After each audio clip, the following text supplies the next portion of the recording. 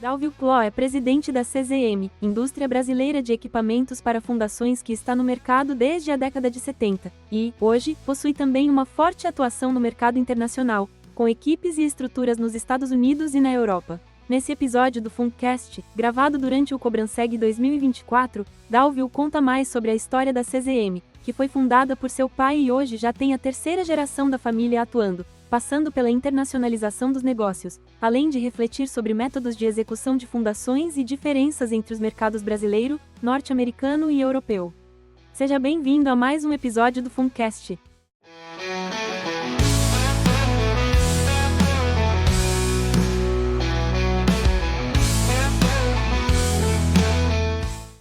Então, Dalvio, obrigado pela oportunidade, por ter aceito o nosso convite de participar aqui na gravação do Fundcast. Dalvio Cló, sócio da CZM, proprietário da CZM. Queria que você contasse um pouco da história da CZM, como que ela surgiu, a evolução ao longo do tempo, a questão do mercado, começou numa empresa brasileira e agora virou uma empresa internacional, Dalvio. Obrigado a vocês, em primeiro lugar, a oportunidade sempre de poder divulgar a empresa, o nosso trabalho. A CZM é uma empresa familiar, ela começou com meu pai, um tio meu, na década de 70, que eles tinham uma frota de aluguel de guindastes e trabalhou muito para as barragens de Minas Gerais. Meu pai, eles dois eram imigrantes italianos que vieram para o Brasil em 1951, 52 e começaram a trabalhar na região de Belo Horizonte. Tinha uma frota de equipamentos chegando no Brasil, diesel naquela época, que não era conhecido. Eles vieram, imigraram para trabalhar nesse setor, e no setor de mecânica eles continuaram evoluindo. Eu sou a segunda geração, estudei engenharia mecânica, eu e meu irmão, e acabamos fazendo a segunda geração da empresa, e daí nós partimos do aluguel de guindastes que existia na época, partimos para fabricar equipamentos de fundação.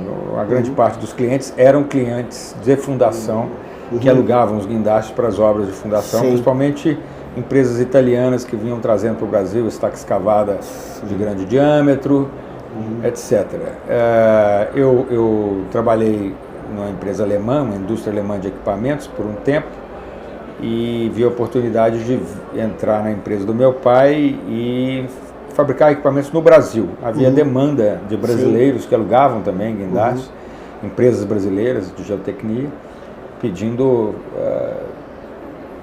para que a gente pudesse fabricar no Brasil equipamentos. Eu saí da indústria, que era a Demag, na época, em Mannesmann Demag, em Belo Horizonte. Fui trabalhar com meu pai e nós começamos a fazer equipamentos para o mercado brasileiro de fundação. Começamos fazendo caminhões de fundação para estaca mecanizada e fomos seguindo. Meu irmão veio trabalhar conosco no comercial, também engenheiro mecânico. E a segunda geração evoluiu com o mercado de fundações do Brasil. Nós passamos a não alugar mais guindastes, passamos a simplesmente ser fabricantes de equipamentos. Fizemos vários modelos no Brasil, de estaca escavada, de tubulão mecanizado e de estaca raiz. E quando a Hélice Contínua começou a entrar, isso foi mais ou menos que no 2000, a Hélice Contínua começou a entrar em 96, 95, O Geofix São Paulo trouxe vários equipamentos importados. E o mercado começou a mudar, a entrar numa fase, vamos dizer, mais moderna ainda, com muita produtividade. E aí houve uma demanda, nós nos associamos a uma empresa italiana chamada CMV, que tinha os produtos de Hélice Contínua. Começamos a trazer e logo começamos a fabricar equipamentos por conta própria. Nós, desde 93, a gente buscava um mercado internacional, porque a sobrevivência de uma indústria em um país só, ela é muito complicada, porque você tem que atingir um mercado, pelo menos uma parte do mercado internacional, para você se prevenir das grandes variações e também para você adquirir conhecimentos e conhecimento e outras tecnologias. Nós passamos já desde bem cedo, 93, 94, a participar de feiras internacionais e logo começamos a exportar para a Índia, Uruguai, Argentina, principalmente, né? Depois, na segunda etapa, Inglaterra. E através dessa empresa italiana que já exportava para os Estados Unidos, acabamos tendo contato e tendo o interesse de alguns representantes americanos de importar nossos equipamentos para os Estados Unidos. A partir daí, da década de 90, nós começamos a conhecer o mercado americano em alguns nichos de mercado, né? Nichos que, principalmente em que os grandes fabricantes europeus não participavam, que eram os equipamentos de fundação sobre caminhão, principalmente no início, e depois alguns equipamentos de hélice contínua, que a gente tinha expertise aqui. Nos Estados Unidos praticamente ninguém. Quando eu vou tentando te, né, questão daí saiu do guindaste, fizeram várias estácias, como comentou, escavada, raiz. A entrada no mercado de hélice, né? Pois é, a entrada no mercado de hélice foi justamente quando a Geofix trouxe tantas máquinas de hélice no Brasil e mudou o paradigma do mercado. Nós logo identificaram que essa era uma... Nos associamos a uma empresa italiana que tinha tecnologia, mas não estava no Brasil. Nós passamos a importar equipamentos deles, aprendemos a fazer os equipamentos de hélice e passamos a fazer equipamentos de hélice no Brasil, né? Eu acho que eu assisti uma apresentação de vocês, que eu acho que você contou o desafio que foi a parte talvez da naturalização dos procedimentos e equipamentos da CZM a ponto de buscar recursos BNDES. Eu acho que houve um momento que vocês apresentaram isso, não sei se foi num CEF. A gente sempre a gente contou sempre com o benefício da FINEP, do BNDES, tanto para nos financiar quanto para financiar clientes. Mas isso teve que ser uma busca também de trazer tecnologia brasileira, sim, desenvolver tecnologia aqui, né? O BNDES e o FINEP, principalmente, eles financiam basicamente indústria nacional e desenvolvimento nacional. O FINEP, que é um instituto de fomento à pesquisa e à inovação, financiou a nossa primeira hélice contínua, o desenvolvimento dela, né? E logo nós também tivemos a oportunidade de inovar na patente bottom drive, né? Isso, porque o que aconteceu? O equipamento importado, muito pesado e muito caro, além de ter dificuldade de assistência técnica no país, ele não ia atingir uma boa parte do mercado. Poucos podiam comprar. Então, muitas das empresas, né, principalmente fora de São Paulo, etc., que queriam ter acesso à tecnologia, acabaram tendo acesso via essa patente da bottom drive, que nada mais é transformar um equipamento de menor porte, fazer ele capaz de fazer profundidades maiores, né? E também a gente tem a estratégia que tem até nos Estados Unidos até hoje, e temos no Brasil, de colocar nossas máquinas em cima de base Caterpillar, né? Colocando em cima de base Caterpillar, você não só uma boa parte da máquina ela está assistida em todo o país, né?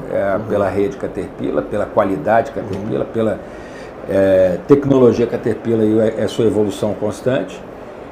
Como também a gente tem a oportunidade de focar na parte de perfuratriz, né? Vamos dizer, a estrutura da perfuratriz, a torre da perfuratriz, caixa redutora, guincho, etc, etc, que a gente fabrica no país e vende diretamente no país, né? E foi nesse sentido que a gente via a oportunidade de, no mercado internacional, como a gente exportava, mas não é uma coisa muito, vamos dizer, constante para outros países, a gente via a oportunidade nos Estados Unidos. A gente foi, através do distribuidor dos Estados Unidos, atingindo uma certa constância, um certo número maior, e eu sempre tive muito o objetivo, fiquei conhecendo muito bem o mercado americano, via muitas oportunidades, a gente estava atuando só em nichos. A gente, em 2008, né, percebeu que a crise internacional que atingiu o Brasil também, ela no Brasil foi meio que passageira, e os Estados Unidos estavam numa crise muito forte e os fabricantes europeus também. Nós identificamos uma oportunidade da gente, no primeiro momento nós tentamos adquirir um dos fabricantes italianos, inclusive que montava sobre Caterpillar e que tinha uma população, tinha uma participação muito grande no mercado americano. Mas isso, depois logo se provou que seria melhor a gente adquirir, porque a empresa estava bastante debilitada e desfacelada, seria bom a gente atuar mais nos fornecedores deles e nos engenheiros que tinham saído da empresa. Então, o que nós fizemos? Nós admitimos os engenheiros que estavam sobrando no mercado, 2009, 2010, e da mesma forma socorremos, na verdade fizemos sociedades com alguns dos fornecedores e passamos a ter a tecnologia de estaque escavado, estacão, né, que a gente não tinha, a gente fazia só hélice no Brasil, e tinha muito a ver, tinha muita sinergia com a nossa estratégia de montar sobre Caterpillar, que tinha tudo a ver com os Estados Unidos. A gente também aproveitou o momento que era um momento onde o Brasil estava muito bem, né, ele recuperou rápido e estava com um dólar muito, muito fraco. Então nós aproveitamos para investir. A moeda estava forte, o real estava forte e o dólar muito fraco. Nós aproveitamos para fazer o investimento nos Estados Unidos e fazer a própria fábrica lá. Fizemos acordo com os distribuidores para eliminar eles, também fazer venda direta. E com a fábrica, nós conseguimos colocar uma fábrica em princípio alugada. Começaram a operar a partir de quando? Isso foi em 2000, a fábrica começou a operar em 2012. E de 2000, a primeira máquina, na verdade, nós fizemos, antes da fábrica operar, a primeira máquina nós fizemos, colocamos numa feira em Las Vegas. E havia um momento também de oportunidade, porque a recessão nos Estados Unidos tinha muito desemprego, né? A gente precisava de engenheiros, oportunidade, e é muito difícil recrutar nos Estados Unidos normalmente. No momento estava muito forte, muito fraco. Aí foi muito fácil a gente recrutar pessoal para trabalhar.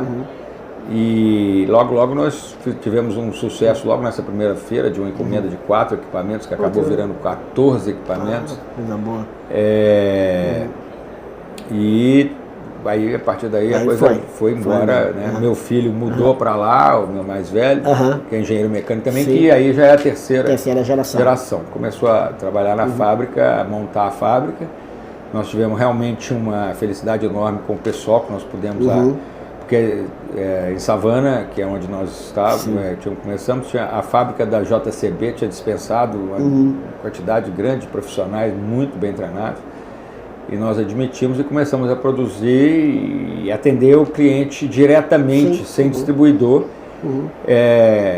ao contrário do que todos os europeus tinham. Todos eles têm distribuidores, ninguém fabrica nos Estados Unidos. E aí ficou uma coisa bastante parecida com a nossa sinergia aqui com o nosso cliente, que nós também no Brasil, nós temos a fábrica no Brasil, o cliente vem na fábrica, se sente em casa, se sente atendido,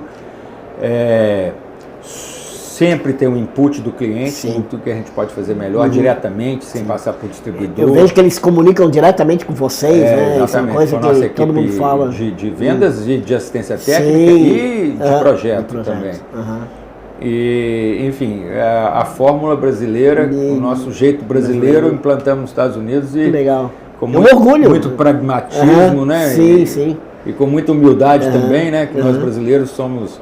E de uma forma muito, eu diria, sempre cuidadosa, que é um estilo também de engenheiro mecânico, né? Assim, de ser preciso, de ser, né?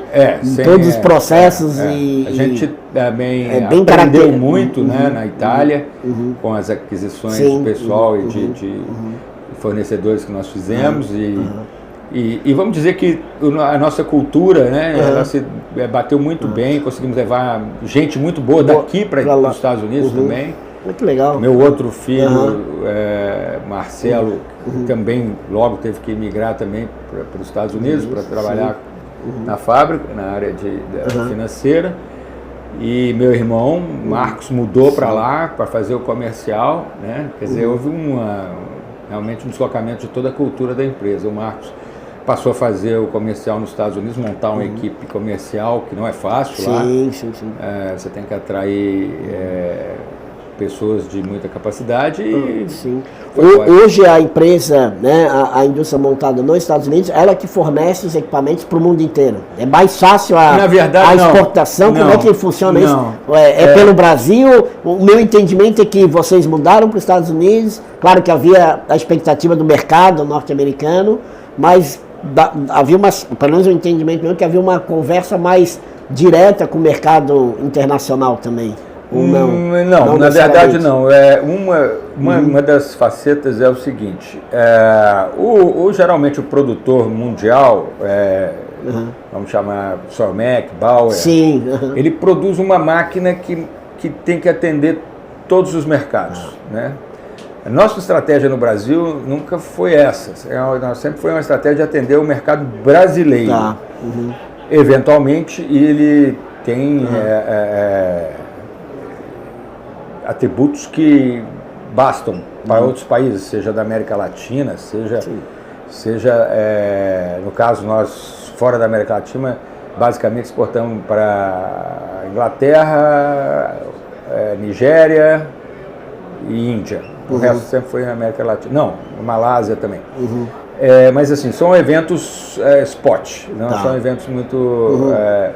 Porque nossa engenharia aqui, ela está focada num equipamento para Brasil, né? Por exemplo, um exemplo natural é justamente aqui em Camboriú. Nós temos a máquina de hélice de 40 metros, uma máquina de hélice que faz 40 metros, até 45 metros, eventualmente. Totalmente dedicada com as condições brasileiras, né? Ela tem o que o mercado brasileiro aprecia ou se adapta bem ao mercado brasileiro. Já não é uma máquina que atende o mercado americano. Além de ter pouca hélice nos Estados Unidos, as hélices que tem lá não focam muito na profundidade. É uma hélice que foca em penetração, na mesma a máquina de hélice lá, uma máquina que tem pull down direto, foca mais no diâmetro, tem que ser uma máquina até também que faça ômega, tem umas peculiaridades de lá. E é parte pequena do mercado, a grande parte do mercado lá é a máquina de Kelly Bar, de estacão. Então, quer dizer, a gente procura fazer nos Estados Unidos a melhor máquina de estacão para os Estados Unidos. Se eu fizer uma máquina de estacão para atender o mundo todo, tem várias coisas nos Estados Unidos que ou elas são supérfluas ou elas são indesejáveis para o resto do mundo, né? E a gente faz a estratégia de ter uma máquina mais competitiva nos Estados Unidos e eventualmente no Canadá, que às vezes assimila muitas vamos dizer, particularidades americanas. Mas se eu fizer uma máquina na média mundial, né, por exemplo, a máquina europeia, para ela atender a Europa, ela é normalmente mais estreita, porque as carretas são mais estreitas, a dificuldade de raio de curva lá é bem acentuada. Nos Estados Unidos não, a largura não importa muito da carreta, importa muito o peso por causa das estradas, mas a largura não importa. Então nós temos máquinas mais largas que a concorrência, que tem mais estabilidade que a concorrência. Isso pode citar um exemplo, né? Outra coisa também é o custo nos Estados Unidos. O preço da máquina nos Estados Unidos é menos importante do que na maior parte do mundo. Pela fabricação deles. A performance é mais importante do que o preço. Então, você pode, vamos dizer, botar mais tempero na máquina, não precisa economizar em muita coisa. Se você consegue fazer uma máquina topo de linha e o preço não tiver totalmente fora, ela é a máquina que agrada mais, né, no mercado americano. Então a gente acaba que não exporta dos Estados Unidos para lugar nenhum, porque a máquina todos acham cara, às vezes acham larga, enfim. Mas o foco lá não é esse. O foco lá é realmente atender o mercado americano. Tá. Quando aparecem oportunidades de exportação para outros países, normalmente a gente faz aqui no Brasil. Interessante. A máquina do Brasil se adapta melhor às outros Que legal, boa. A gente vai mudar um pouquinho o foco, né? A gente fez aqui foi apresentado, acabou de ocorrer a sessão de fundações aqui no Cobranseg, foi apresentado os resultados do campo experimental, o campo experimental nessa primeira etapa foi feito em hélice contínua, ou seja, foram feitas estacas hélice contínua com 25 metros, que foram ensaiadas a compressão, vão ser ensaiadas a tração, com prova de carga estática instrumentada, prova de carga, ensaio dinâmico, carregamento dinâmico, e tem estaca hélice contínua de 40 metros, comentou, que ela encontrou um granito gneiss pouco alterado e extremamente fraturado a partir dos 35 metros. Ou seja, ela entrou 5 metros nesse material, nessa rocha fraturada. Né? E isso a gente sempre observando os equipamentos que conseguem avançar nesse, geralmente é da CZM, né? A fabricação é da CZM, né? E você comentou recentemente agora a questão da estaca de 40 metros.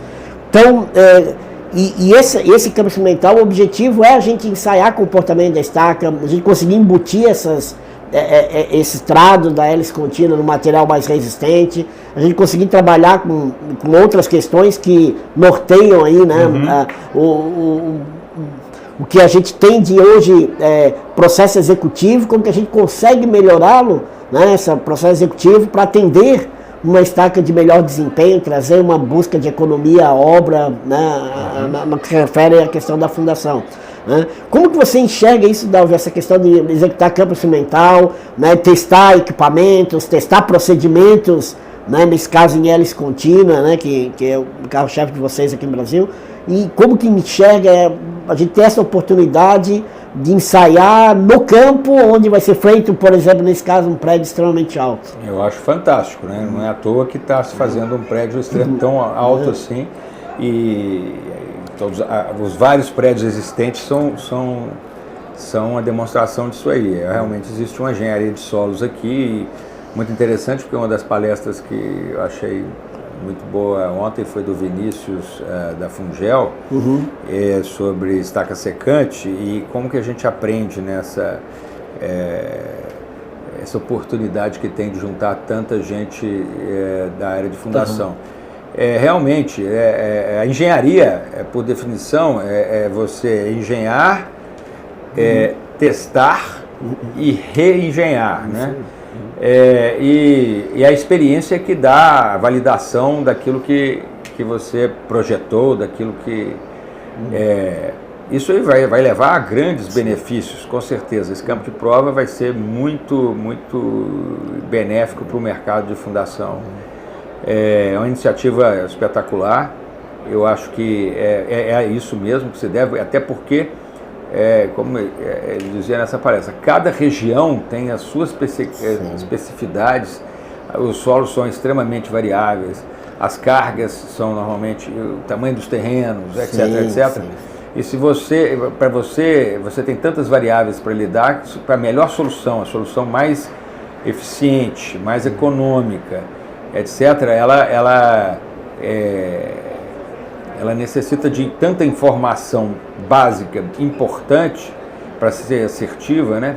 Que realmente só testando. Né? Não tem nada, como você falou, até da Prolonga, não tem nada melhor a gente ficar discutindo sem fazer testes e sem ter. Então, isso vai ser uma oportunidade fantástica que, inclusive, a CZM, no que puder contribuir, está totalmente contribui aberta. Sempre, né? Eu vou até tocar um pouco nessa questão da Prolonga. Não sei se vocês têm, né, Dalvio, pode comentar alguma coisa se a norma brasileira limita o comprimento em 6 metros da Prolonga nos trados de hélice, né? A gente fez ensaios com estaca de 25 metros de comprimento, com um trado integral e com outro trado que havia 40% dele em Prolonga, né? Os resultados foram muito parecidos, assim, o comportamento não só de... toda a curva carga-deslocamento foi muito parecido dessas estacas, né?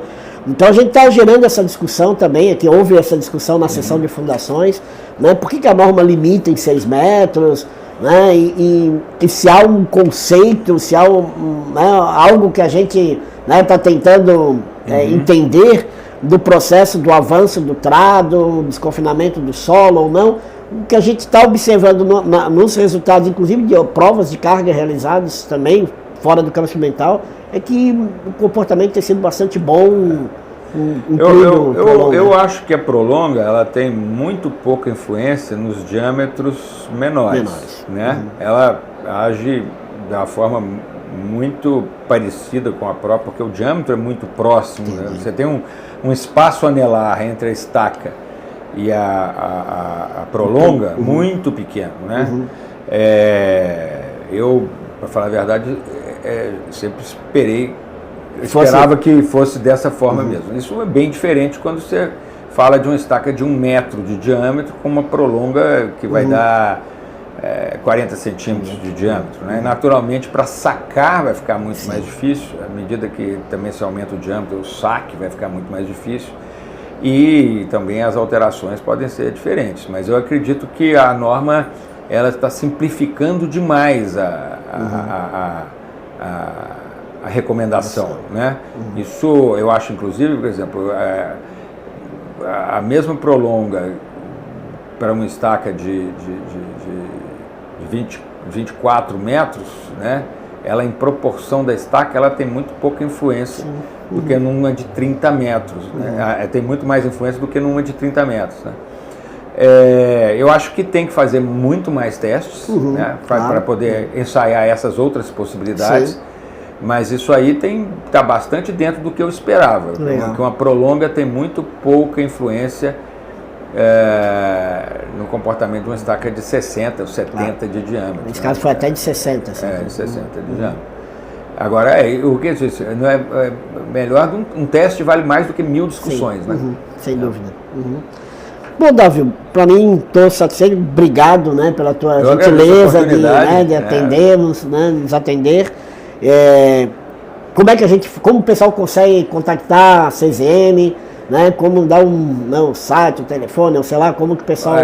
Você pode contactar a CZM, o czm.com.br, né? Meu nome é Dalvio, também dá para me contactar no Instagram, onde puder. Nós estamos em Contagem, aqui em Minas Gerais, através do nosso site também você vai ter acesso ao nosso pessoal comercial, Leandro, Fábio, o Agnaldo, e todos são muito bem-vindos para visitar-nos, se estiver passando por lá, um prazer enorme recebê-los. Eu comentei contigo antes, mas fica aqui na nossa conversa, nosso bate-papo, o reconhecimento e orgulho de todos nós, né, pela CZM, uma empresa nacional que buscou a internacionalização com qualidade, levando o nome do Brasil, né, vocês fazem questão de dizer, é uma empresa brasileira. Na verdade, na verdade é o seguinte, justamente a existência de um mercado de fundações tão moderno, tão pujante, etc., que permitiu a CZM poder, e eu devo dizer que, até para dar um detalhe, que hoje nós somos o líder de mercado nas máquinas de estacão nos Estados Unidos. Né? Nós fabricamos esse ano 80 máquinas e temos praticamente 35% do mercado de máquinas de fundação em São Kelly, que é uma empresa genuinamente brasileira. Nós somos realmente totalmente brasileiros. Que legal, que bom. Parabéns, um orgulho. Muito obrigado. Obrigado, tudo bom, Dalvio. Obrigado.